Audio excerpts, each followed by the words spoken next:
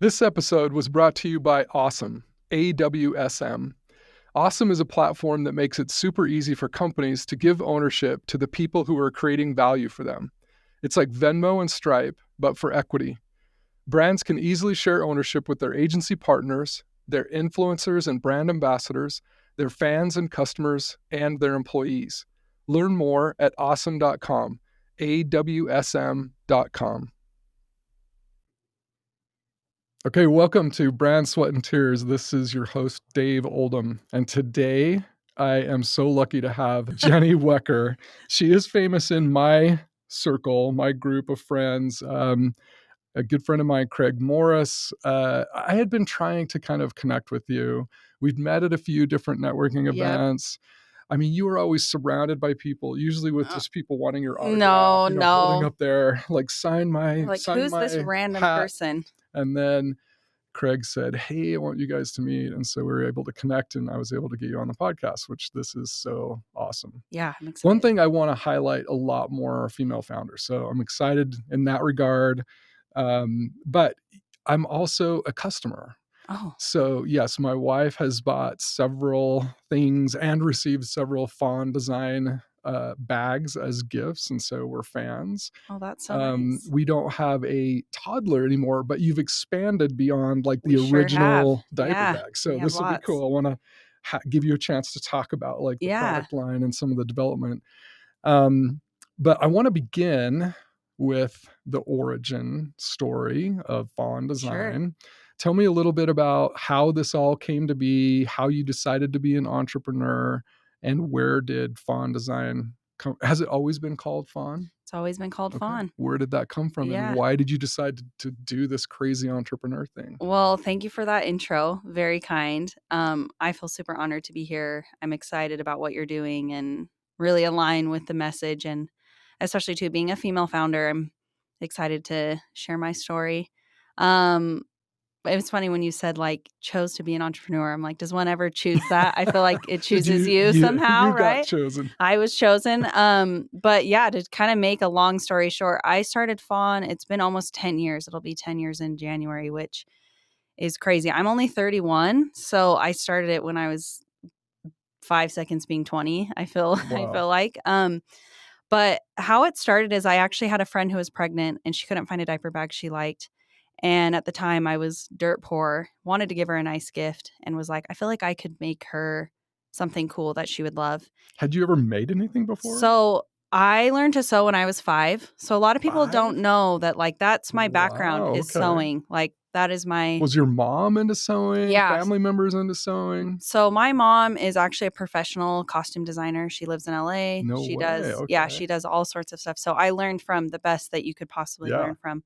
And I actually have 3 little kids. So when I realize now, like she taught me at 5, I'm like, were you insane? Like that. My kids, I'm like, you are not coming near a sewing machine. Like a big needle and like the machine that would like literally. Yeah. I'm like, but at just that young age, I just wanted to do it. And my mom, thank goodness trusted me and helped me. But yeah, so I've been sewing my whole life. So it's so funny when people hear the story, that's always the thing that grabs them is like, what, you used to make the bags? And I'm like, for me, the bag making was truly the easy part in my whole journey. Was it the most enjoyable part? Well, at the start, yes. Okay. So I was very proud of this. I designed, what we call our original bag. It's still what we're known for today for my friend. Made her the first one after prototyping it myself for months, while she was pregnant. But I gave it to her at a baby shower. And at the baby shower, she loved it. But then a bunch of her friends loved it. And we're like, hey, can you make me one of those bags? So I'm like, I guess I could make another bag and then another bag. And then I was sewing all these bags for random people, For free? No, I was charging after like, I think the first 2 or 3. And then I was like, hey, wait, these take me 4 hours to make. We're going to charge for them. And then... Do you feel like you charged the right price in the beginning, or was it, to be honest, sort of still friends and family rate? It definitely was a friends and family rate. I can't remember, to be honest, what I charged then, but it definitely wasn't enough. I can say that. But yeah, I was working a full-time job. My husband was working and in school. So I was staying up till 3 or 4 in the morning making these bags. And eventually... A labor of love. Truly. Really? Yeah. No, like it sounds really, really corny, but like I was sewing so much, like the like my fingers would bleed, like between my Wow. fingers and my nails from holding the leather and Okay. pushing it through. And it just truly was a labor of Mhm. love. But so I did that for about a year of just making bags. I'd get texts from people, I'd get random messages and was making bags. And then we ended up like making a really jinky website, and I was sending people to the website to like pre-order, but they had to wait 2 weeks Hmm. for me to make each bag, and I'd only take a certain amount at a time.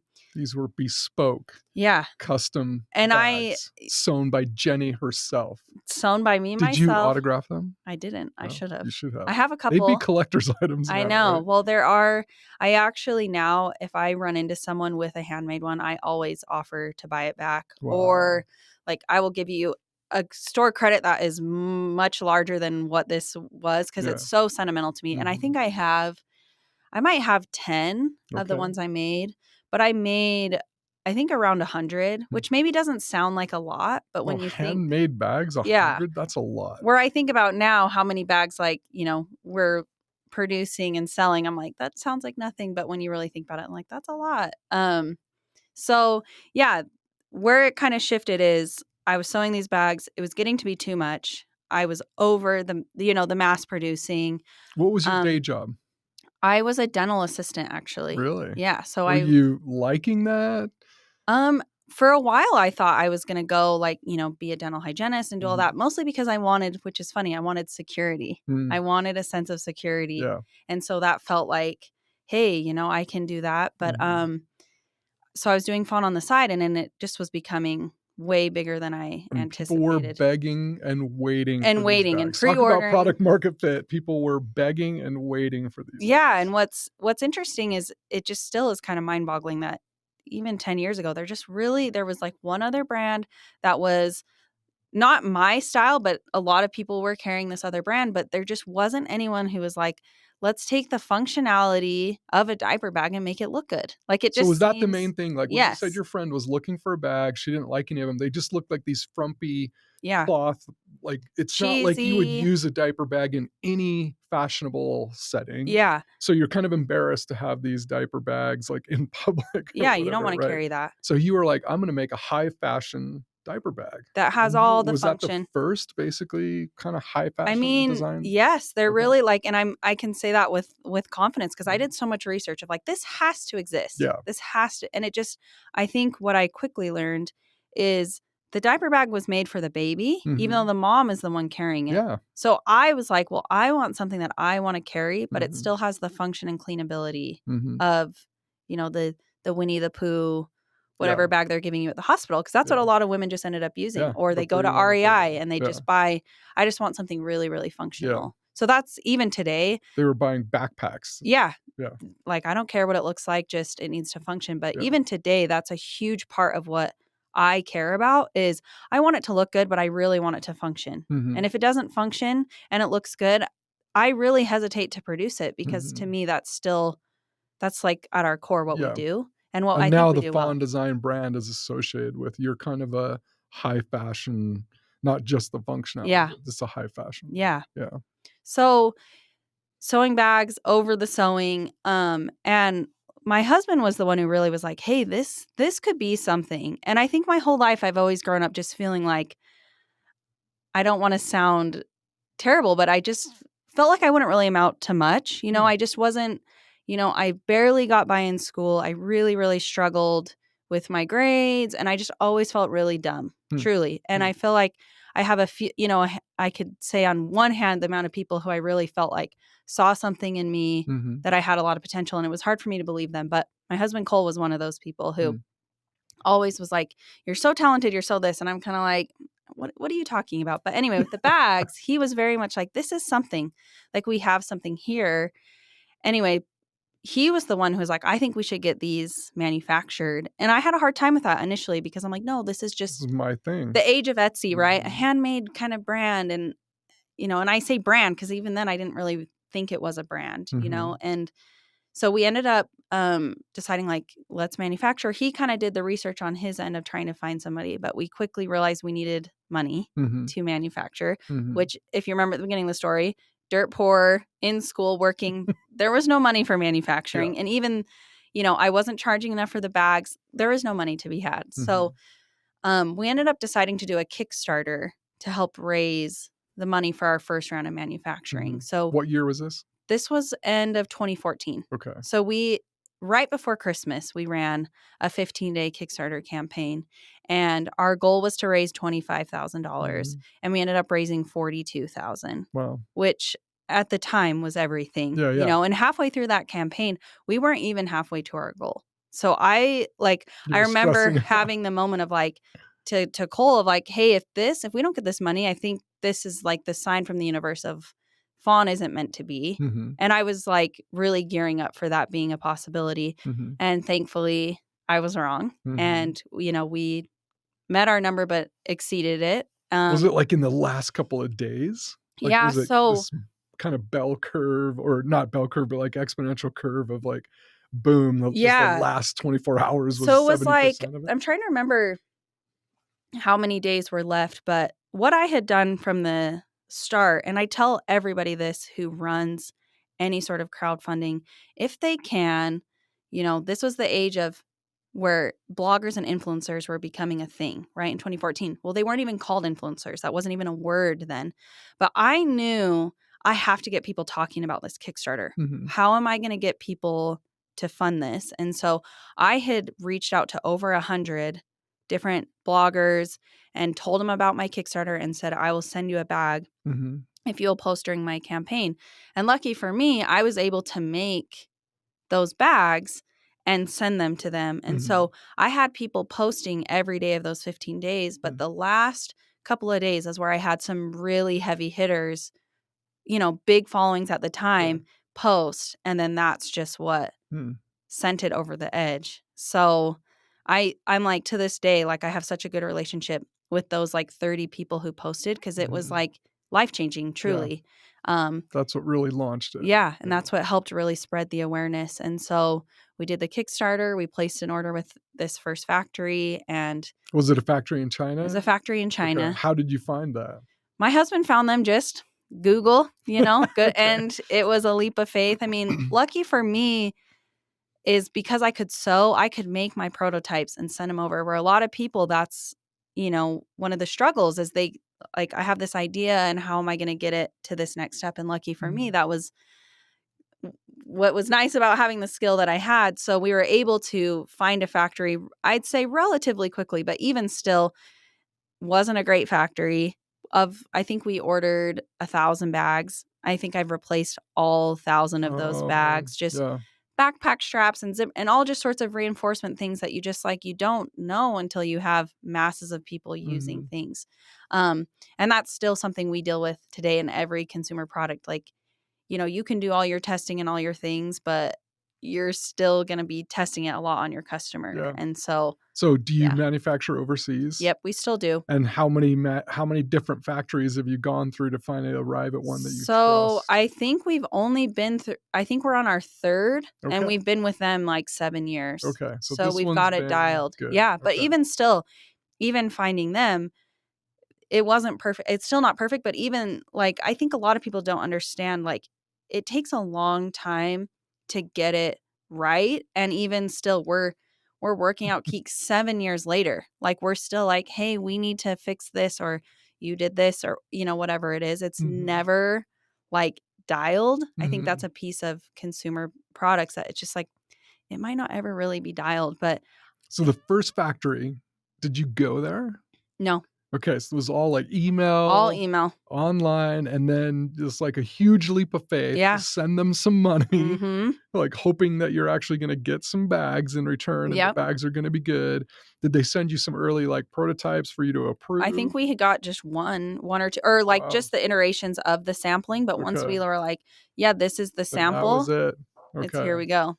And then the second and third factory, did you actually visit them? So I've been to the current factory we're with. Okay. The one the last 7 years. Yeah, I've been there twice. Okay. So, which is it's a great experience. I'm if anyone has the opportunity to do it, I think it's good. I personally don't think it's necessary, and that's maybe a lot of people maybe think otherwise, but I just feel I know it sounds with email and technology today, but truly there's so much you can get done. Yeah. And I say that because I think a lot of people look at that as such a big hurdle Mm-hmm. of like, well, I can't afford to go over there. What do I even do? And I'm like, there's so many, there's brokers, there's middlemen, there's Google, there's Mm-hmm. so many different resources now that even 10 years ago, it was harder to find and Yeah. harder to do.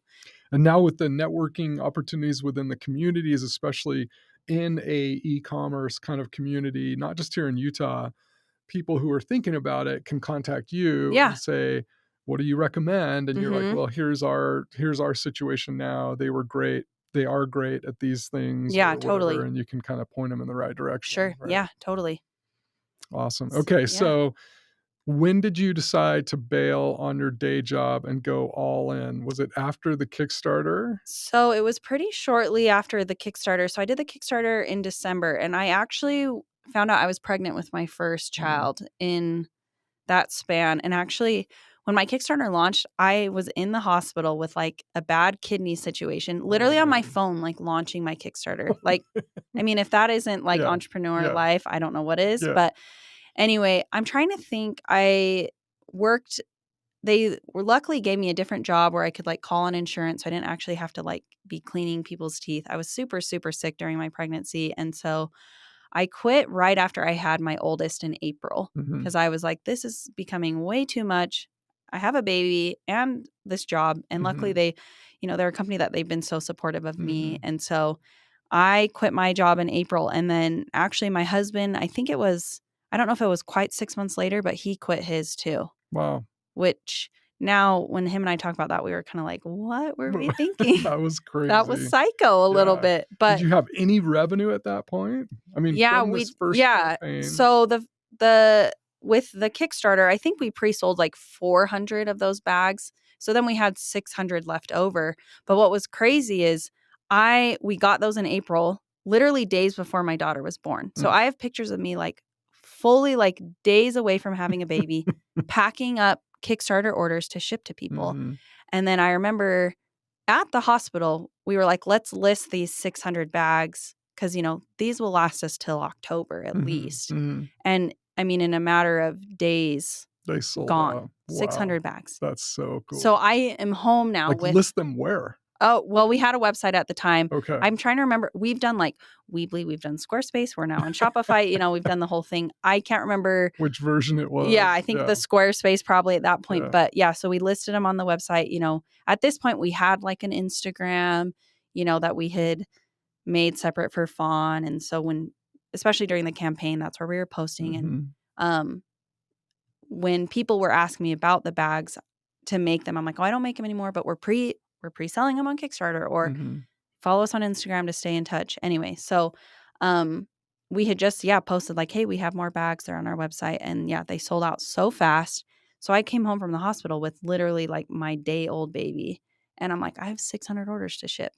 So it's like I'm calling my mom like, I need you Hey. to come help with my baby, but I also need you to ship some bags while you're here. So we had anyone who would help Yeah, all us your come. friends and Yeah. family. And I'm like, I'll buy you pizza Yeah. and whatever. So we had just for days, just people helping ship bags literally while I have my first kid. And were they just all sitting in your garage? Yeah, they were in my garage. Wow. Okay. So This is just literally the startup story. oh That's yeah. great. And it was and even to go pick them up, like remember it was like a massive snowstorm and like my husband and my brother like rented a U-Haul and drove to Salt Lake to go like pick them up. We didn't even like know how to have them delivered to our house. Like it was we didn't have a warehouse, Yeah, it was yeah. just very much like early There you days go. figuring But it the out on the great fly. thing is that you'd kind of hinted about that maybe your own a little bit of lack of self-confidence about you didn't come into this thinking like I'm amazing and I'm making this amazing bag. And what was funny to me about what you said earlier is that even with people begging for these bags and waiting, you still weren't sure Oh if it was yeah. going to be a thing. Which I love your humility, by the way. But you're thinking, okay, I've got 600 and is it going to last the rest of the year? And boom, they Yeah. sell out in days. It must have been an amazing feeling of Yeah. like, oh my gosh, people love my bags. It's funny because Was that the confirmation? no, Did you start getting cocky at that point? I feel like I didn't feel like I was even smart until like I'd probably say even like 2017. That many years later. I mean, I have a pretty pivotal moment where I'm like, wait, actually I'm smart, but I've had so many amazing things, and I don't know. I think that I've just always, it's taken me a long time to really see like, no, you can do these things. Like you are just as smart or capable as anybody else. Mm-hmm. And I know for me, a big insecurity was I didn't finish college, Mm-hmm. And I feel like luckily now things are kind of changing where that people don't care as much about that. But that was one of the first questions I've always been asked of like, oh yeah, where'd you graduate? What'd you graduate from? With what? Yeah. And the amount of times I'm like, oh, like Yeah. I went to 2 semesters of college and was like, yeah, I'm out. I can't hack this. So yeah, I wish at that moment that 600 bags, but I think too, the way I'm so wired is like spotting the problems before they happen is, and also to the point where I can't even enjoy the win. I'm like, everyone's like, oh my gosh, incredible. And then I'm like, how are we going to ship these bags? What are we going to do? We don't like, how are we going to figure this out? I'm always kind of on to the next. And it's actually a piece of advice I give to early entrepreneurs is like, celebrate the wins, because there are times when you might not have any wins. Yeah. And and you need to really just like treasure those moments and celebrate them for when the times aren't like that. Big win that you exceeded your Kickstarter campaign. Big win that you posted these 600 bags and they sold out in days instead of like 6 months or something. Yeah. Right? But you're thinking about the next set of challenges and the next like hurdles. how am I going to fix in this? retrospect, enjoy those it. Wins. I wish I would have like not even shipped for a day or two. Just reveled and just been like, that is so awesome. Like, and it is one of those things like now, I try not to have regret, but it is where I'm like, man, I've done some killer things. Yeah. And I just was so quick to be like, what do we got to do next? Yeah. Because I do think it's a confidence thing of like, I almost got to beat everyone to the punch before they know that like, I'm not serious imposter syndrome. Oh, totally. Right? Okay. But what I love about that, what I want everyone to hear about the story is you are not what people might assume is the stereotypical entrepreneur, type A, super aggressive, intense, like maybe overly confident, almost borderline like narcissistic personality that a lot of people say you have to be that in order to be successful because you just have to blast through all the challenges and you can't let anyone get you down or whatever. You're not that stereotypical entrepreneur. Not at all. But there's magic in you. And that's what all these other creators, I want people to listen to your story, hear your story and feel like I don't have to be the type A super aggro, like maybe I can have self-doubt. I can be afraid, but I just need to have enough courage to like try this thing and do it. And you might not like have an immediate success. In fact, we're going to talk about that. It hasn't been, even with these little successes, like there's still been a lot of big hurdles that you've had to overcome, even recently, as like a week or two ago, right? But that somebody feels like if they're looking at themselves in the mirror, that they don't think I have to fit this certain stereotype to be a successful entrepreneur because you've done it. Yeah. Well, and I think 2 points to that are important is I'm not very competitive. Like I'm competitive with myself. I'm not competitive with other people. And I think that's especially in a very male dominated community.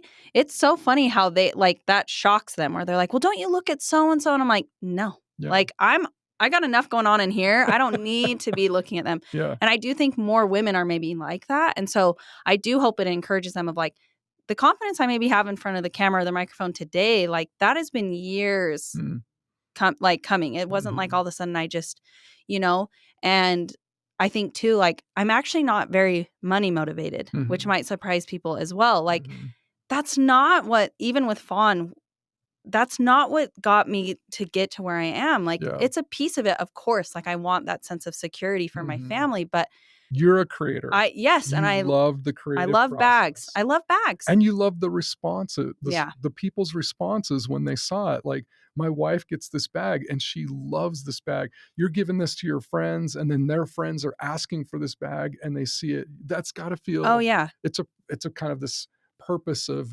creating something that people love. That's really rewarding. Well, and I think with product too, you really have to love what you're doing because the money comes and goes. And I've always found that like when I'm really can get my passion geared towards the product and caring about all the steps and, the marketing and all those things. It's like the money's going to come. But I think when you're looking at it so much of like, okay, let's look at the money we need to make first. Mhm. And I know for me, that's been a really challenging part of growth within a business, because very quickly you're having to bring other people in, and it has to be about money. Like you Mhm. can't just, Yeah. go on hopes and dreams Yeah. and good No money, vibes. no mission. You gotta Yeah. have money You to have to do have it. money. Yeah. And that for me is where I feel like I've had my moments where I've really started to break down, because I'm like, I just don't think that way. I Mhm. just want to make cool bags, but Mhm. you also have to pay the bills, Yeah. So that's been a difficult thing for me to like, how can I have it be about both? How can I run a serious business but not kill my passion? Mhm. I don't have the answer to I that. was gonna say, what is the I don't answer? have the answer. It's like for me, it's a daily thing I'm trying to figure out. Still working on it. Yes, 100%. Some days probably better than others. Yeah. Some days feel like that's my passion, that's my mission. Other days feel like, why am I doing Yeah, I'm this? just checking a box and, doing what needs to be done. Yeah. Okay, so you dive in, your husband dives in, you guys are working on this full time.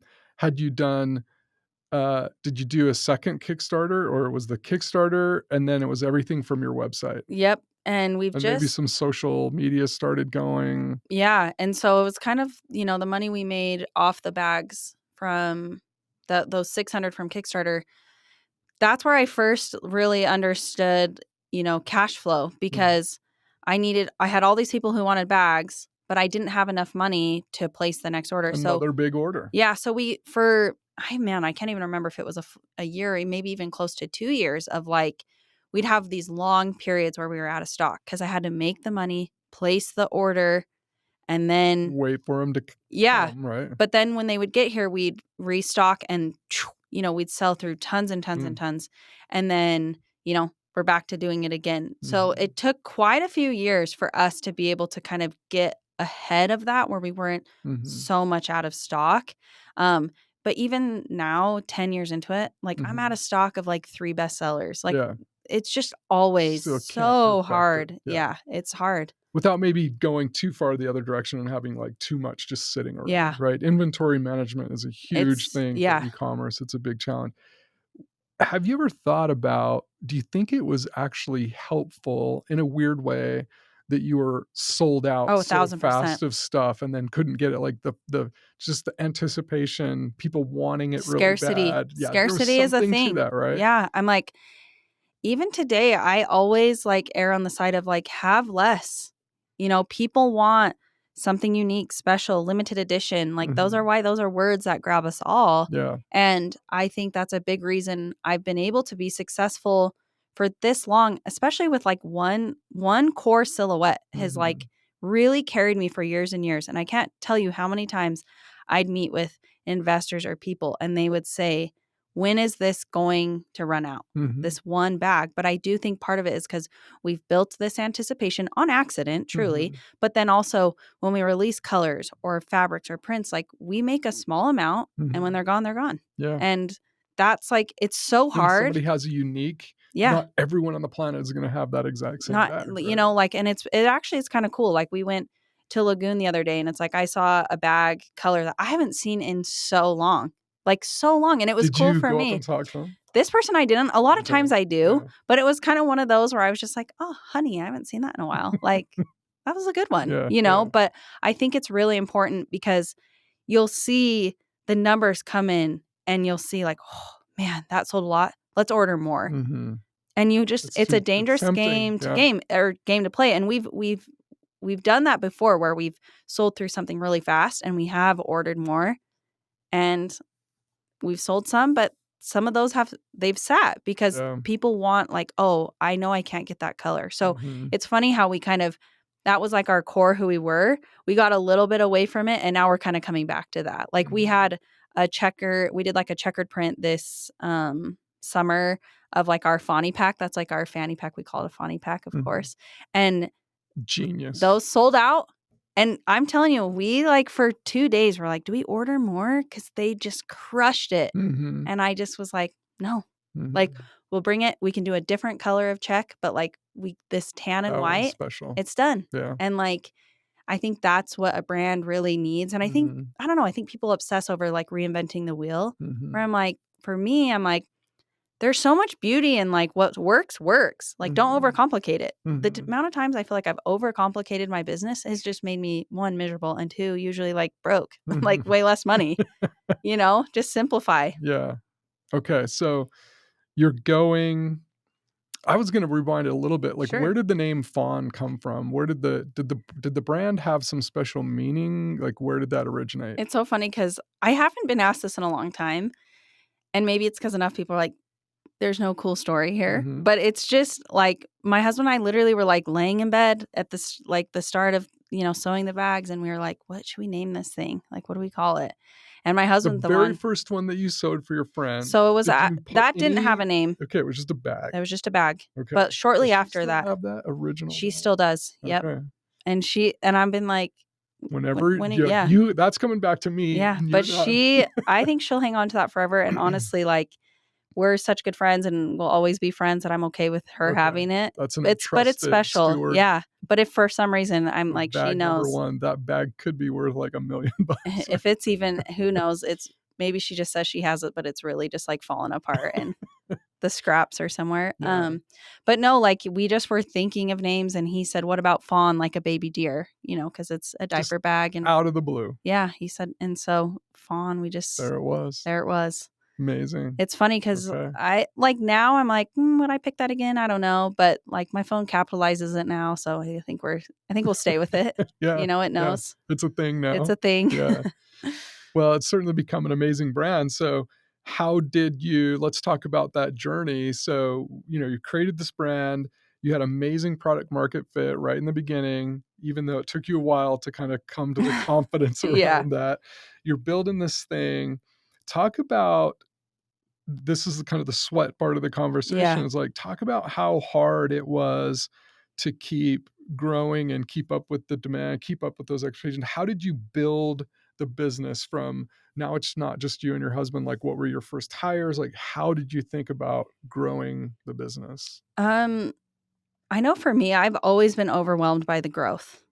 And I do think like a big part of it is we grew really fast. It was 200%, like, so I feel like I've always had to make like really quick decisions. And, that comes, I'm like, sometimes it's been good, sometimes it's not been good. But I do think there's something special with people, with entrepreneurs, especially like, of trusting your gut and trusting your intuition and really trying to quiet the noise around you, I think is so important. But man, it's like, we're all just doing it on the fly. No one knows what they're doing. And I know people say that. People say that all the time. And it gets annoying to hear that same thing. But what I think maybe people don't realize is it's like, yeah, no one really knows what they're doing, but your company better than anybody else. And it's taken me a long time to realize that like I can hire the best of the best for whatever. But at the end of the day, I still know Fawn the very best. And so I think when I look back at that time of realizing like, whoa, actually I knew what to do. I just didn't know that I knew, if that makes sense, know? And I think for me, anytime things just got to be like to a spot where I don't actually know how to do this specific task, I genuinely don't know, how long would it take me to learn? And that's when you're like, okay, I should probably hire somebody. Or I think things like shipping or customer service or all these tasks that really anybody could be taught how to do. Those are the things I'm like, get those away from you, especially customer service. Like, I know it sounds dumb, but like I had a hard time doing that. Like, it was hard for me to hear the criticism, even though it's like, it's good to have criticism, but in that scenario, it's not going to be, put well, right? People are unhappy. They paid you a lot of money. You've ruined their Christmas. The amount of things, So I'm like, that's not healthy. I'm always telling people right from the start, have someone do that for your own sanity. But, yeah, I just feel like none of us know. And we find the problem. And I think it just takes a certain person to go, okay, well, how are we going to fix it? That's literally, I feel like all I do every day. Here's the problem. How am I going to fix it? So it's not a great answer in the sense of like, oh, this is the You just sauce. kind of figured it out as Yeah. you went. You made some mistakes, I'm sure, but did other things really well, and, kind of all of that was, like, this growth process. When you look back on especially the early years of growth, what would you do differently if you could go back and kind of fix something specific? Are there any specific things that you're like, "Man, if I could go back and do that, maybe things would have been different?" Or is it like, "I don't know, because I learned from all of Yeah. those things." I mean, definitely, like, I think the learning you can it's like, you get thrown in the water and you have to learn to swim. Mhm. That's so it in a nutshell, but and I think too, like, a lot of people might say, "Oh, like, I maybe wouldn't have hired this person," and I'm like, I wouldn't even say that because I feel Mhm. like any person I've hired has helped in some way get Fawn to where it is, Mhm. and even making me a better boss and helping me too knowing what I want and what I don't want. Mhm. But I don't know if there's a way to say, "Man, I would have, like, slowed it down," but Mhm. in a way, I feel like the problem that I know I'm facing and a lot of my friends are with businesses, similar that started around the same time, we all grew really, really fast, but we didn't have the infrastructure to support that. Mhm. So now we're all kind of like we're coming off of COVID, we're coming in a recession where we've built these businesses with so much growth and not a good enough container to hold them. So now when the growth kind of starts to maybe plateau or it's not as much or it's different, Mhm. now we're kind of like, well, now what do we do? Mhm. Where there is a little bit of like, I don't know, maybe I would have wished I didn't get just maybe ahead of myself in some ways of like, Mhm. you know what, let's maybe let this feel a little uncomfortable. Let's maybe stay in this smaller office or this, let's maybe can I take on some more work or can someone else before we hire this other person? Mhm. Because I think and that's such a lame, I hate that answer. That's lame, but it's true that I'm a little like, yeah, we've had to make some big changes since COVID and Mhm. it's hard. It's hard to let people go. It's hard, to cut back on things or whatever. And, again, yeah, you learn what you learn, but I don't know. Now I'm like, man, I wish I would have just maybe pumped the brakes if I could have, but I Mhm. don't know if I could have. Yeah. I don't know. I mean, retrospect is Yeah, really different than when you're in the moment, for obviously, sure. right? So, maybe all of those things happened, especially the things in the moment, you're like, "This really sucks," but then later you're like, "Okay, Such a good there were lesson. some things that I learned from that that was good." I learned so much about myself, about leadership, about what to do, what not to do. It's kind of been interesting recently, like, when I've kind of cut my team down pretty small and, I get snippets of, previous people who've worked for me. And the main thing that gets back to me is Mhm. Jenny didn't know what she's doing Mm. as a boss. And I'm like, Mhm. yeah, no, duh. I I've didn't. never been I've I've never been a I've never boss, and sold it it's like it's otherwise. funny how it doesn't actually offend me at all Yeah. because I wanna just, like, go and hug them and be like, "You are so right." Yeah. I don't know, Yeah. and I still today, like, I'm figuring out this new way of fawn, and Mhm. it's new to me every single day, like, business is like a living, breathing thing, and Mhm. I think what people don't realize is the second you, like, get a system in place, usually, like, it doesn't work anymore, or you've outgrown it, or Mhm. it's too much actually, Yeah. and so you're constantly just like, "Okay, this maybe worked yesterday, but, like, that's not what we're doing today." And you Yeah. just really need people who can get on board with, like, "It Okay. is changing, Yeah. Always and changing. I don't know the answers, I'm Yeah. just trying to figure them out along the way." Yeah. But by now, you probably have some level of confidence that even though you don't have the answers, you've been through enough of that that you're Yes. like, I have the confidence that we can figure it out. Like Yeah, we'll figure it out. I don't know what that's exactly going to look like, but I have the confidence that we can totally. figure I it out. think that's what's cool about being in business as long as I have is especially now when things have been hard and they're hard in a different way, but I do have that track record of like, "Hey, remember a couple years ago when you were like crying on your bathroom floor of like, this is so hard and when is this going to get easier?" And you got Mhm. through it. Mhm. It does help to be able to go, "Okay, well, I got through it." And I Yeah. think with anyone, it's such a helpful tool even early on in your business of like, when have you been through something hard Mhm. and you were able to get through it? It's Yeah. like we are resilient and we'll show up, and that's all you can really do even Yeah. on the hard days is like just show up Yeah. and do what you can. You told me before we started recording no outside investment. Nope. So the Kickstarter kind of launched it. Yep. Ever since then, it's been grown based on revenue, right? Yep. That's impressive. I want to kind of clap or whatever. Thank you. It's amazing.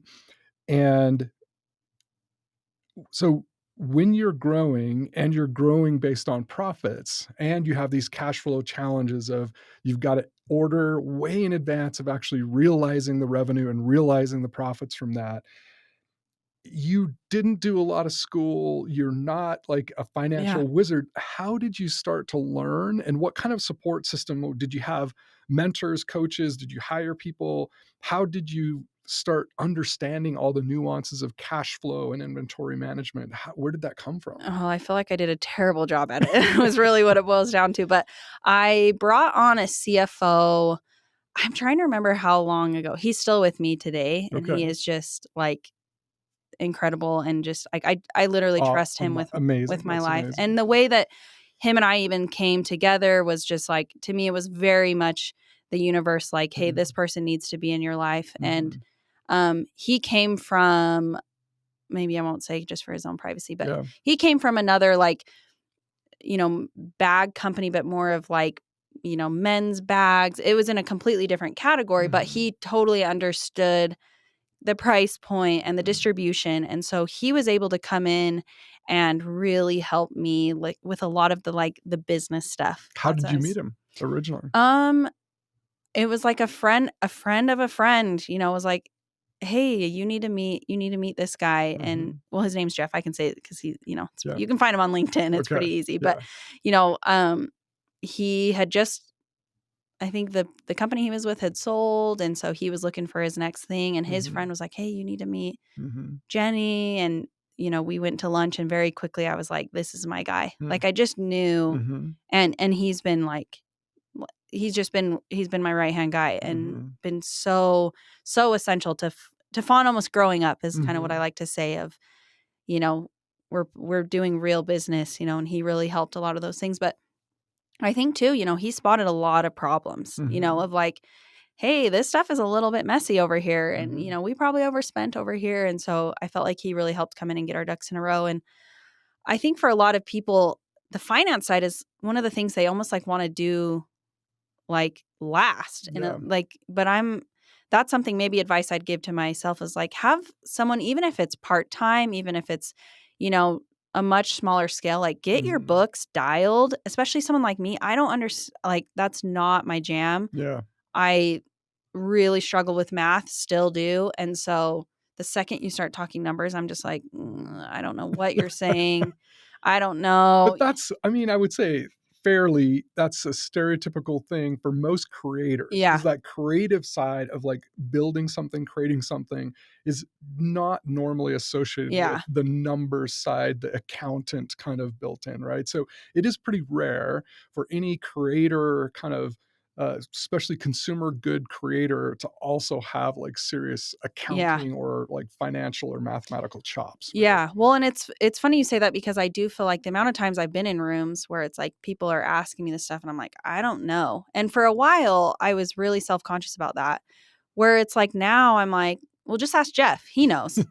Like, that's what he does. Yeah. And like now I embrace that of like, someone will ask me stuff, I'm like, I have no idea. And that you literally see the shock on their face of like, how does the CEO of this company not know that? I'm like, because that's not what I'm retaining. My brain can only retain so much. I'm choosing to not let it be that. And so I do, but I tell people like, get your taxes dialed, get all that stuff. It's so boring, but just like get it taken care of, because it can really hurt you down the road, especially with cash flow, or if you want to bring on investment, or if you want to take out a loan and you want to do those things. Like if that's messy, it makes it so difficult and almost even impossible to get funding. But it's so cool. And shout out to Jeff that you have somebody that you can trust. Yeah. Because there are other people, other creators who've tried to find that person or that company, whether it's an in-house or an outsourced kind of relationship, to find somebody they can really, really trust. Because the flip side of that is that someone could take advantage for sure. 1,000% of you not knowing that. And I've had that experience too. I've had that experience too before Jeff came into the picture, where that has totally happened to me. But I think what I actually was thinking about this morning of kind of, what I think about with hiring and because that's such a big question. People ask like, when did you know to hire or whatever? But the question we're not talking about enough is, when do you fire? When do you Yeah. get rid of someone? And I think what's crazy is, if I can look back at people that maybe weren't a good fit, or it's even too, they just like kind of run their course with you, where it's like they've done what they needed to do for you, and now it's not a good fit. I feel like literally within days of having that feeling, it's time to go. Yeah. Because so often we let it go 3, 4, 5, 6 months. And then it's like, then you have all this tension, where that's something that now I've been like, I wish that's something I would have done. Yeah. Because it's like, you can go back and like, there were months ago that I was feeling this way. And I think people, again, back to that intuition, listen to that. If someone is not jiving with you, get them out. Get them out. And you can find somebody else. And it's like, yeah, you have to train. Doesn't matter. It'd be so much better to get them out earlier than, almost have bad blood, kind of. Yeah. If you have to. Yeah, you just do it. The Cut them loose. sting of like ripping the Band-Aid off is better than the long festering kind of problem. And I think especially for women, I do think it's important, because women in business, I think we doubt ourselves more than men. It's just, I think a big thing I've had to realize is, I didn't grow up thinking I'd ever have to provide for a family. That did not cross my mind one time. And maybe that's, my bad. But I think in the community I grew up in, right, I thought I didn't even think I would really go to college. I'd get married, I'd have kids, I'd stay home, and that's what I'd do. So now, kind of being the sole provider, I mean, yes, my husband does the business with me, but it's very much like this, I'm driving the ship, and he's, my next guy with me. But that's been a big hurdle to get over, of like, okay, now I have to provide, and the stress and anxiety of like, that now falls on me. But where I think that makes me susceptible to having people come in who are like, I know more than you. I can help take you here. And then it's again to that point of, yeah, but you know your business better than them. You just do. Yes, so don't just hand everything don't hand it over to them. Yeah. Like, be very careful. And then, yeah, if they're not a good fit, bye. See you later. Yeah. Let's talk about working with your husband. Yes. So almost from the beginning, he quit his job 6 months after you did. He's been in it this whole time. Kind of. Okay, Yes. so let's hear the story. Yes. And tell me as much as you honestly can talk about, like, what has it been like working with your spouse, and how and where has he provided value in the organization? Like, it's empowering you to be the CEO. This was your thing, your bag, your stuff. Like, how has that been, and how have you guys managed that relationship? One thing I want to say that, like, almost definitely like a kudos to him and his personality, but he has never been like bothered by my success or me being the face of the company. That's super cool. Yes. That's and super cool. I have friends who that's not been their experience, where, they get very like, is emasculated the word? Yeah. Is that, I'm like, by their wives being the providers, having these businesses. And so I do have to give him a huge shout out, because that's never been his personality. He's always been like totally fine with like me shining and him, kind of pulling the weeds in the background. But so we started the business together. I was doing the sewing, he was doing a lot of the website and the weeds, that's what we call it. But after a while, so we had our daughter, and then we actually had another baby shortly after, not planned. And so we had 2 kids. The business was at its like peak of growth. It was gnarly. And I finally was like, I can't, like, I'm trying to be the mom, I'm trying to run this business. And we decided to have him stay home with the kids. So he became the stay-at-home parent, and I worked full-time, which is a very unique dynamic, especially here in Utah. But I'm like so glad that we did that, because now, so he stayed home, I worked, and then I got really burnt out. So he stepped in while I took a break, and then now we're back both in together. But what's been incredible is, so he took a break enough, like, while the kids were like in their infancy. Basically. Little toddler. Yep. And then at what point did you both decide, hey, it's a good time for him to come back? So he stepped back in, I feel like, so I've now had 3 kids. So I'm like, I like base it all off of their timeline. So I got burnt out pretty badly, like end of 2019, beginning 2020. And that's where I'm like, I need a break. And so that's when he came in, was it like 2020? And then I came back in, I guess my daughter's 2. It was like right when I was pregnant with her. Yeah. So, I mean, I've been back in the business like a year and a half. Okay. So did he with kind of him. take like a president, like the CEO, acting CEO kind of role? So we or- actually made Jeff the CEO. So Okay. our CFO, we made him more of the CEO. Okay. And then Cole, they ended up kind of doing it together Okay. of jointly like sharing responsibility and all that. But and we've what had was other Cole's, people. like day to day? Was it like people? Was he heavily involved in the product stuff, or were you still heavily involved in the product? When I took my I mean I call it a sabbatical, but that is saying it kindly. Like it was a very much like I need 100% space from this, Yeah. or I'm not going to make it. Mhm. So he kind of touched everything. He did product, Okay. he did this, he did that. But we also at the time had a team, Mhm. a good amount of people. So there was a lot of support in all Mhm. these kind of roles. We had marketing, we had product, Mhm.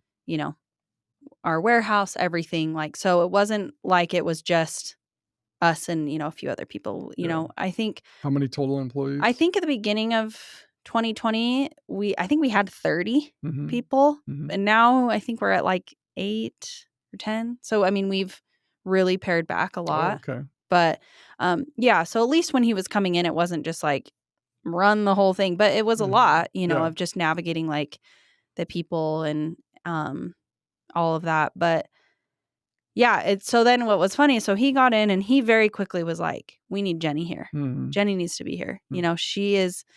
She's the like the secret sauce of this company. Mhm. And, I was like in, newborn bliss and home with my Like, no, kids. don't drag And me back in. I literally was just like, I don't want to do it. I want to be home. Mhm.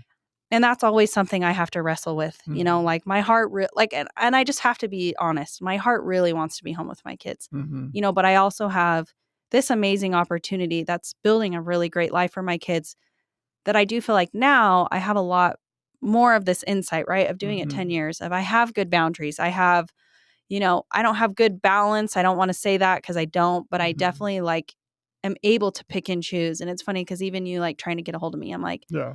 email, you're not going to get a hold of me. You sent me a text, I responded right away. Yeah, yeah.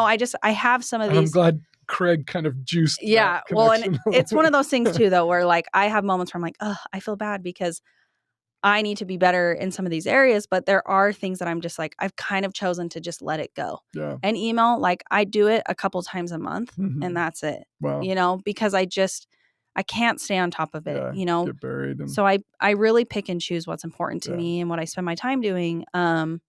But I'm like, I do want to go back to like, working with your spouse. I think, you know, it was getting hard with our kids, but it was getting hard with him and I. Like, Mhm. Especially when we're just such different people. He's very type A of like, this, Mhm. get the numbers and the spreadsheets. That's him, where I'm like, I can't be bothered. I don't Mhm. want to hear it. Mhm. So there's a lot of times where we would butt heads. And I think what's great though is having that time apart and, you know, him stepping in at home and then me stepping in at home. We both have just had so much compassion for one another. And I wish that every couple, could do that, where the husband could stay home for a month, Mhm. right? And, the wife can go to work. And obviously I'm talking about a very traditional setup, but Mhm. I think on both ends, like they're both really hard jobs. Yeah. And I think part of what's hard with marriage is we're always trying to say whose job is more important. Yeah. They're both equally important. They're both different. They both require different skills. They're both exhausting and stressful. Mhm. And I just think like it's honestly been a beautiful thing for us to be able to experience both of those, because Mhm. when I've worked all day and I come home and things are psycho and a mess and nothing's caught up, my instinct isn't, what the heck did Cole do all day? Yeah. I'm like, man, it must have been one of those A rough days, day. where Yeah. I don't know if I could have that You I both didn't. have a lot of empathy for Yes. both of those roles, right? And when That is unique. I'm crumbling from the stress of the business, Cole can support me because he He understands knows what what that that is. feels Yeah. like. But he also too, I will say, even understands that like I didn't prepare for that stress like he did. So he Mhm. allows me a lot more grace when I'm like, I like can't even today. Mhm. He is like, fine, you do Mhm. what you need to do. Mhm. He's been so good when like my mental health has suffered, he has always picked up the slack, you know, and I've been okay with like, yeah, maybe he doesn't pick it up the way that I would, you know, but because I've been in his shoes, I'm okay with it, you know? So it's been a lot. It's been a lot for us to navigate, but I finally feel like we're at a spot where it works. And the thing I will say, and I know he'd agree, somebody has to have the final say, especially in the business. And that's me. You know, we made that decision together. Yeah. But like if we're fringy on a decision, it's what Jenny says Yeah. because I know it best. Yeah. And, you know, I appreciate that he trusts me to that level. But I do think in couples working together, there has to be someone who gets the final say, because then you're just like, you're butting heads over things. Yeah. And I think too. So with kids in the home, did you guys decide, okay, he's the final decider of when he was staying home? No, it was still me. And that caused a lot of problems because he's like, you're not even here. And so a big thing we had to really adapt is like, you can tell me what needs to be done, but you don't also get to tell me how it's done. Yeah. And that was hard for me because I'm like, oh, you know, that's not the right way so to do it. It's been really good though to learn that of like, you have to, it's give and take, you know? And I think the other thing is it's so hard to not keep score. And I just think we all naturally do that. Yeah. And even him and I still do it. But what I've tried to do is if I know I have something I want to do, I try and go, when can Cole go do something he wants to do? Yeah. And then when I say, hey, I want to go do this, maybe this day you can go do your thing. So then we're both getting a break, because that's the thing. When you're running a business and you have a family, like we have no downtime. Like it is a million miles an hour. And I think that's too where you can get a little lost because you need to have fun and enjoy the wins. And so, but I always am trying to like, if I want to do something, how do I make sure he does too? Yeah. And that's been a newer thing for me to learn, because I've been like, I'm working harder than you. I deserve this. And that's not true, you know? Yeah. I have so many questions. We probably need to do like 3 more episodes. Part 3. But I think the biggest place that would be valuable to end up on is, you know, you've kind of been a big proponent vocally and spoken in a couple of settings about mental health. And so as we head into like this tears part of the journey, I want you to feel like you can be kind of vulnerable about how has this mental journey been. You are super unique in that like a self-awareness of, again, that you're not this like narcissistic type A, like go kind of personality that blocks out a lot of that. I think you're the type of person that you've been a lot more in tune with kind of your emotions, your feelings, and maybe even other people's emotions and feelings, and the challenge and stress that it's been to like bring this business to life and to the level that it is. So I want you to talk a little bit about that journey. And even just like the super recent stuff, you know, it's like you're still not, it's like you never are completely out of the woods. How have you navigated that? What kind of support system have you had besides Cole that, you know, how have you made it through all of those roller coasters? And how do you look at that, even with like some of the recent, you know, stuff that you've had to deal with? I think obviously a lot of therapy. And I know a lot of people don't like that answer, but I mean, I've had the same Were therapist. you afraid to go to therapy? No. I've always... It wasn't like, oh, if I go to a therapist, I'm broken. I can't talk to a therapist. I'm like, I've dealt with like pretty severe anxiety, depression since I was a child. My parents got divorced when I was 8, and it shattered my universe. And so I feel like I've always been juggling that. And it's actually funny, literally today I was doing some laundry before I came, and I thought about, you know, I think for so many years I've felt like I'm going to get, like, I'll get better and it won't be an issue. And then today I literally was like, you know, better, like I'm broken and I'll be fixed. Yes. And it was funny how today, like I was kind of having like I was just feeling off this morning, and was kind of like, why am I feeling like this? I have nothing to complain about. Why? And then like literally like a light bulb this morning was like, this is your life. Like, this is how you're wired. And it's like, and I don't want to say that of like absolutes, but like this is always something I'm just going to have to manage. Mm-hmm. And almost like the more I embrace it and then have those support and things for the days I'm not doing well, it's like, it's going to make this so much better. Mm-hmm. And so I do think like I'm figuring this out day by day, but you know, I've seen a therapist on and off my whole life, but really like consistently I've had the same therapist for about 5 years. Mm-hmm. And, you know, I was going to her every week, and then it was every other week. And then, you know, now it's not nearly as much, but Mm-hmm. I feel like for me, it was so important, you know, to obviously talk through trauma and things, but really to gain that self-awareness of like, Mm-hmm. why am I wired the way that I am? Why do I do the things the way that I do? And not to use them as a crutch, because that can happen, but like to just really understand like, oh, that's why I think this way, or that's Mm-hmm. why I reacted that way, Mm-hmm. instead of having so much shame and guilt. Because Mm-hmm. I've also dealt with that my whole life, of just feeling like so much shame, like I'm always Hmm. doing something wrong and it's never enough and it's never this. And so therapy has really helped me understand my thinking. It's helped me understand Cole and have compassion. Have you guys gone to therapy as a couple? We have only twice. Mm-hmm. Um, and it helped. I mean, but I also feel like so much of it is just what you do on your own. Mm-hmm. And I'm not saying that like we would never do that again, but I Mm-hmm. think like it was apparent that like I feel like I'm so quick to point the blame at him, Mm-hmm. where when you really like peel back the layers, it's me, you know? And I've had to really gain that over the years of like the times that we've struggled, it's very rarely Cole's Hmm. problem. Hmm. It's usually something that I'm doing or not doing, or my priorities aren't in check. And so I think therapy is a big one. I do think me being able to step back from my business, and I know not everyone's able to do that. So it's sometimes hard for me to talk about that time, because I know that's a massive privilege, but it was like I had to do it. Like Mm-hmm.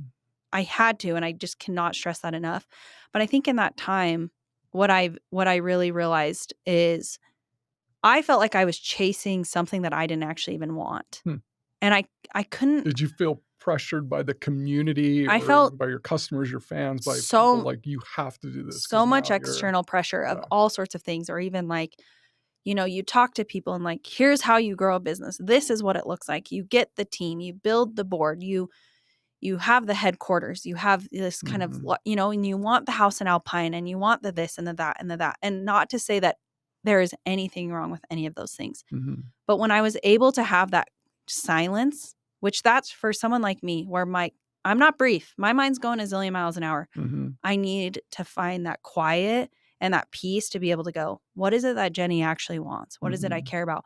And what I realized in that time, I'm like, I actually want a brand that supports the lifestyle I'm chasing, which is more time with my family. That's Mm-hmm. what I really want, is more time with my family and my friends. And the other thing is I want to have fun. Mm-hmm. I want this to be fun. Yes, there's going to be things that aren't fun. But when the bulk of it isn't fun, this is not something I want to do. That's not what I set out to do. But it took having that space to go, okay, what is it that I want? And then now coming back into Fawn the last year and a half, it's now building that. Mm-hmm. It's building something that I think is fun. It's something that I'm proud of, but it fits in the life that I want to live, Yeah. not the other way around. And it's amazing that you don't have outside investors that would dictate that or not, right? Because if that was it, they'd probably say, okay, let's figure out how to get Yeah. you out of the business. Yeah. You're going to retire because we need to grow this business and grow it, you know, fairly aggressively in order for it to make sense Yeah, for totally. shareholders and stuff.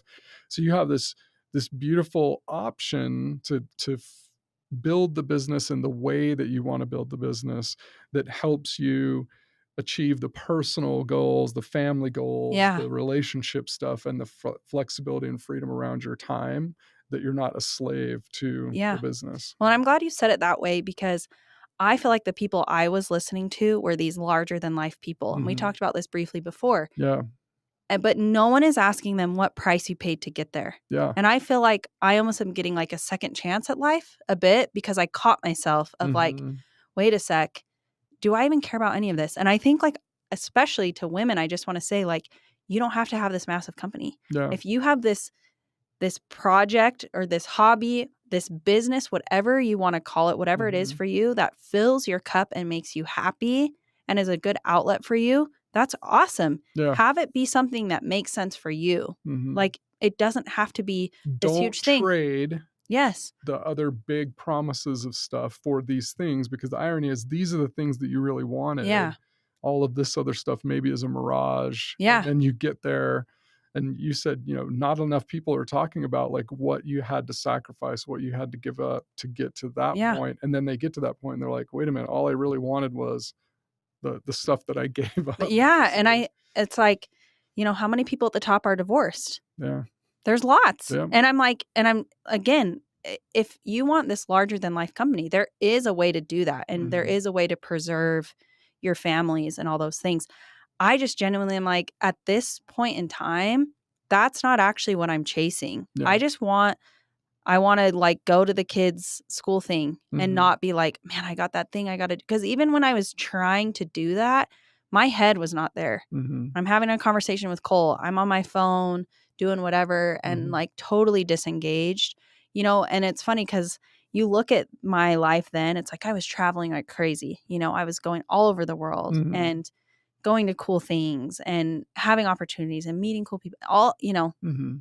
I was so empty and lonely and sad. And now I feel like my life is actually the most simple it's been in so long. I can't even tell you the last time I went on an airplane. Like we just lay low and hang at home. And it's like, I can truly say I've never been happier. Obviously, I have my days, but I just am like, I love the team that I have. We're small, but we are like all on the same page. We're in it through, the hard days. But I'm also like, you're not feeling good, don't come to work. You need a mental health day, take it. Because like at this level, the stakes aren't so high. But even, I will say, even when things were crazy and massive growth, I treated it like it was life or death, and it wasn't.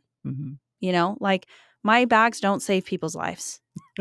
Yeah. They just don't. Yeah. So like, why am I treating it like everything is red alert, urgency, got to respond to this now, got to take this call, you don't. Yeah. And I think that's maybe the message I would say to people who are like, no, actually, I want to grow a huge company. I'm like, great, but just know what it takes. Yeah. Know And what you're giving up. just turn it off at 5:00.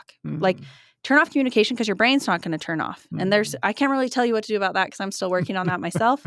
But like, hang up the phone, go be with your family, have that space and that quiet, so then you can really think about what is it I want? What's important to me?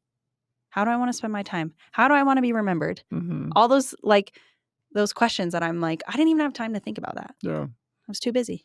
Without getting into the details, how have you navigated this last little challenge that you guys have been facing? Yeah. So like I said, I can't say a whole lot, but I've been dealing with a lot of cash flow stuff. I've been dealing with a lawsuit. I've been, you kind of name it, right? Like it feels like. What was the premise of the lawsuit?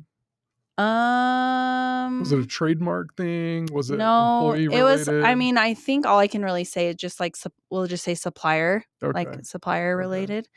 Thankfully, like that is as of like literally last week, like in the past, it's settled. But was that a huge relief? Huge relief. Okay. Obviously, like I can't let, NDAs a little, can't go into a lot, but I do think what's important is if you have a friend in a lawsuit, check on them often, because even if you haven't done anything wrong, it is so taxing to your soul. Like that's like, it's soul sucking. Yeah. And it's just like, you feel like you can't, like, there's nothing you can do. Everything's out of your hands and you're just at the mercy of another person or people or whatever it is. And, for me, like it definitely was like bringing me to really dark places of just like, why am I doing all this? Why am I putting myself through this business to then feel this way? Yeah. And unfortunately, I feel like that's a common thing. I think when things are hard, of like, this is self-inflicted to a degree, right? And I will say, horrible advice to say to someone, an entrepreneur who's struggling, is like, well, why don't you just sell it?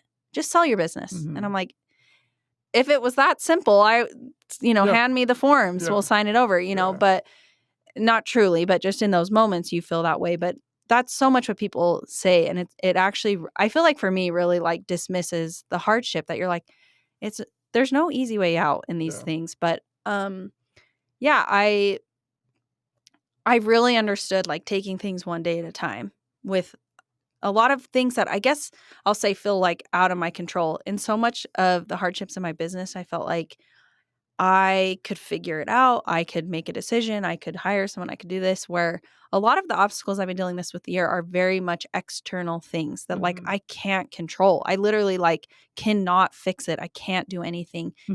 And so it's brought me to that point of why am I doing this? And then I think I've had to get really, like I said, really quiet, really clear of like, I'm doing this because of the lifestyle I'm trying to build. And it's like, but when it's 5 o'clock, I'm done. And trying to let those things not bleed into, everyday life and kids and stuff. But I also, what's I think helped me is I'm just like really honest with my kids, and they're, 8, 7, and 2. So, obviously I'm not chatting with the baby, but, my older two. Had some deep life I know. conversations with the 2-year-old. But, with my older two, if I'm having a bad day, I just tell them like, work's been like really hard. It's been really stressful, and I don't get into details. And I know there's a lot of, maybe that's not the best because they don't ever seem worried. And that's where I'd always be careful. But I just like, I always want to show up for them the best I can. But then if I can't, I just want them to know it's like, it's not you. Because I dealt with that a lot as a child of like feeling wondering like I if was you the caused problem. the problem. Yeah, I was the problem. Yeah. And so it's like, I'm not my best self, or I need a break, right? And it's because I just had a hard day at work. Work is hard. It's hard to own your own business. It's hard to be responsible for other people. Yeah.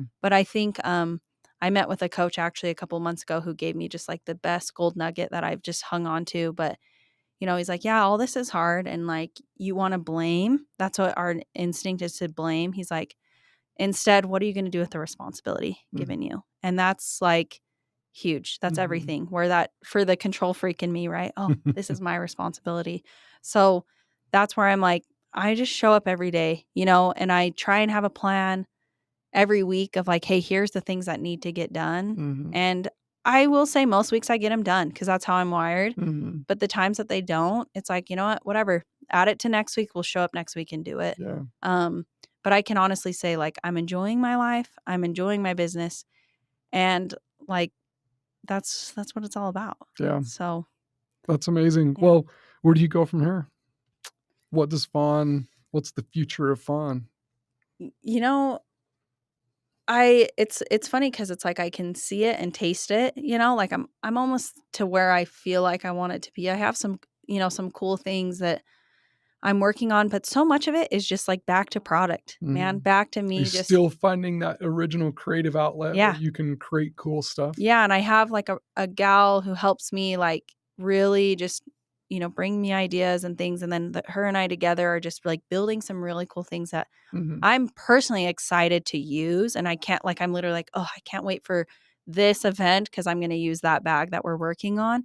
And that's what actually makes it fun for me, because that's what I love to do. And I think for so many years, I haven't got to do the thing that I love. But I really enjoy doing this with Cole. I think it's going to be really cool to see what we build this time around a little bit. And, who knows, like I might take on investment. I might sell. I might just keep it forever and give it to my girls, but I'm focusing so much less on the growth. I'm just like, let's just keep these good vibes going. Let's enjoy it and, just make good choices and be smart and frugal and a lot of looking inward. I spent a lot of my career looking outward. And I'm like, this time around, it's like, we're doing what Jenny thinks is best. And we're not worrying about competition. We're just doing what we do. And our people will show up, Well, Jenny, I think you're a phenomenal entrepreneur. Thank you. You represent the female creator community really, really well. And I've loved to see you kind of speaking and in even like more private group settings with like the tacos together and like other stuff with the convoy stuff where you're open and vulnerable and willing to share some things that you've been through and how you've dealt with those things so that other people feel like they can talk about it, and it creates a safe space for that kind of stuff, which I think is really cool. And I've loved that our community, especially, I feel like there's been a recent focus, or at least an openness to like think about mental health and talk about it, because the entrepreneur journey can be really, really challenging. Yeah. And the kind of the old school mentality is that, you know, you don't show any weakness. You put on a tough face and you're amazing and everything's always perfect and like everything's awesome, right? You're crushing it all the time. And so I think it's healthy for us to be able to create a space to talk about, no, this sucks sometimes. And here's what's really hard about that. And I could use some help. And hey, you know, how have you dealt with that kind of stuff? And kind of supporting each other in the community. And I think you're a big part of that. So well, thank you. I appreciate that. I think with that, I do think it's important. Like if you want to find that, you have to be that. And that's something I've realized of the second I'm like, you know what, I need to put my guard down and be real with these people, like in my community within business. Yeah. Those are the kind of people that I attract. And now it's like I have, you know, a core group of people where we talk business, quarter of it. We're talking way more of relationships and families and just the deep hardships. And it feels so nice to be around people who, when you're like, man, this freaking sucks. And here's why. And they're like, yeah, I know. I literally was dealing with that last week or, you know, whatever it is. Or you just have people who aren't saying to you, well, just sell your business. It's so hard. It's like you have people who are sitting in it with you and checking in on you. But I do think you have to be that to attract that. Yeah. And so I appreciate you saying that. Yeah. Well, where can people find you? Yeah. So fawndesign.com. fawndesign.com, Fawn Design on Instagram, TikTok, Facebook, all the. Do people use Facebook? I mean, I still do a tiny bit, but you can find us there. There might be cobwebs, but we're there, I think. And what's your most popular social platform? Instagram still. TikTok is picking up for sure. I think if anyone's listening to like put all your eggs in TikTok, like truly, like don't like, I mean, not all of them. Sorry. I should say a lot of them though, but that's where the eyes are. That's where a lot of people are going to buy. So is that where you acquire new? I feel like that's where a lot of new people are coming from. Yeah. And but I know a lot of people my age are just really resisting it because our Instagram's what we know. Yeah. But I'm like, even if you can make content for TikTok that you repurpose on Instagram, I think that's you're going to see a lot of success. Yeah. It's hard. It's a lot, but then like personally, I'm just Jenny Wecker on Instagram, and you can still Jenny from the block. Jenny from the block. Don't be fooled by the rocks that you got. Let's to the rocks. This tiny one, because my real wedding ring doesn't fit, but that's a story for another time. That's for round two. Okay. We can go through that. All right. But yeah, thank you so much. This was great. Thank you for coming on. This episode was brought to you by Awesome, AWSM. Awesome is a platform that makes it super easy for companies to give ownership to the people who are creating value for them. It's like Venmo and Stripe, but for equity. Brands can easily share ownership with their agency partners, their influencers and brand ambassadors, their fans and customers, and their employees. Learn more at awesome.com, AWSM.com.